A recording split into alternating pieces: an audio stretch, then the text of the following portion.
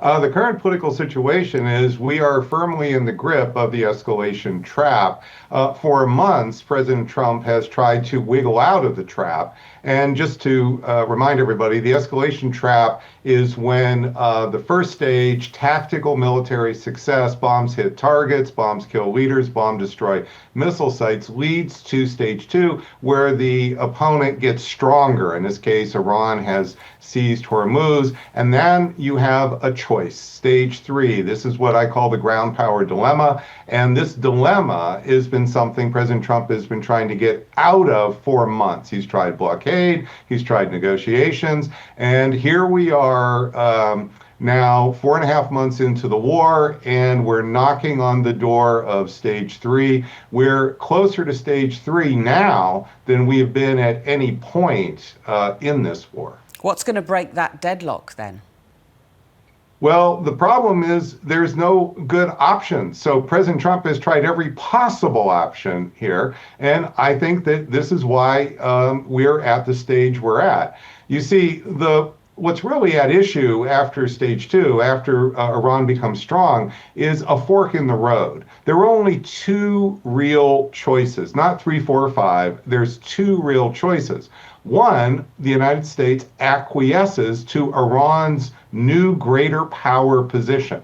Iran today is a rising regional hegemon, stronger than at any point it has been in, my goodness, probably 70 years at least. And so what you are seeing is America has lost power, relatively speaking, and Israel was the rising power, and now it has declined.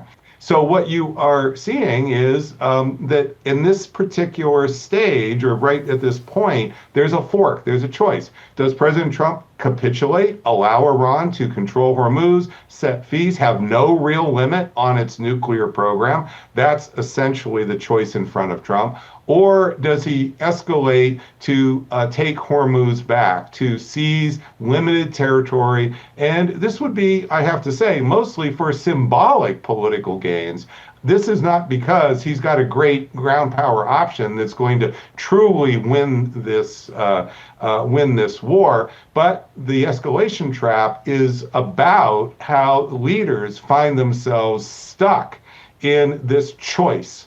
And the problem with accepting Iran as a rising power is that means political defeat. That would be a defeat, not just for the United States, but it would weaken President Trump, weaker than he already is, especially with his MAGA base. And he needs that base to turn out in the midterms. And if he goes in those midterms as an evident loser, then his prospects and those of the candidates he supports are truly dim. Given the all other that, choice is the other choice is the ground option, and that's what you see President Trump heading towards. Yeah, considering that, given all of that, Robert, I wanted you to mark your own homework, if you like, because we spoke to you about 4 months ago. The war was just a few weeks old then, and you talked about the escalation trap, and this is how you saw it then. We are now heading to stage three of the escalation. Stage one was the smart bombs trying to go for regime change. They hit target, killed leader. More dangerous, more vicious regime has now come into being. And that has led to stage two, which is the lashing back, the horizontal escalation campaign, where now they're in possession of 20% of the world's oil. This is leading to stage three, which is pressure for the ground operations to wrest back the Strait of Hormuz, which will mean physical control. Yeah, and again, I have to say that that's right on the money. What may frustrate some people is the time that escalation in war is not a linear function, just to be clear about this. So it is the case that you should speak in stages in a war, not days, not weeks, not months. And that's frustrating for the public because the public would, of course, like this all to be over. They don't want this to go on for 4 or 5 months. And the truth is, this war is likely to go on at least through January.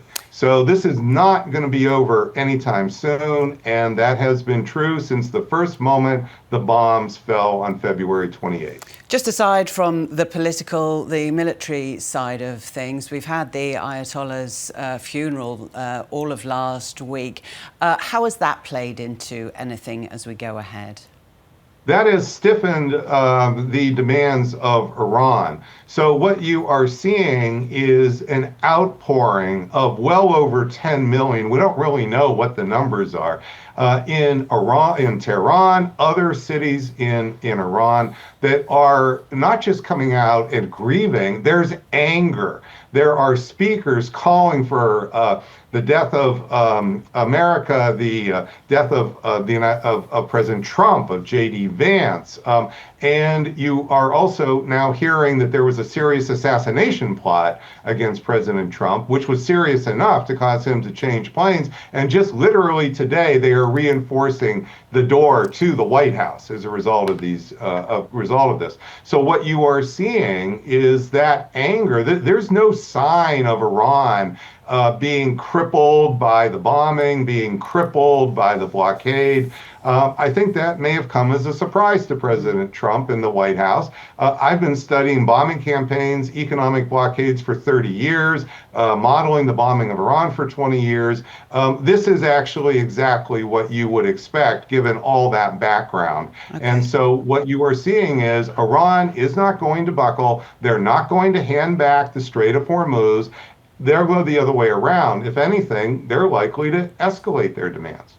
Robert Pape, author of the Escalation Trap Substack, thank you for your time. Thank you for having me.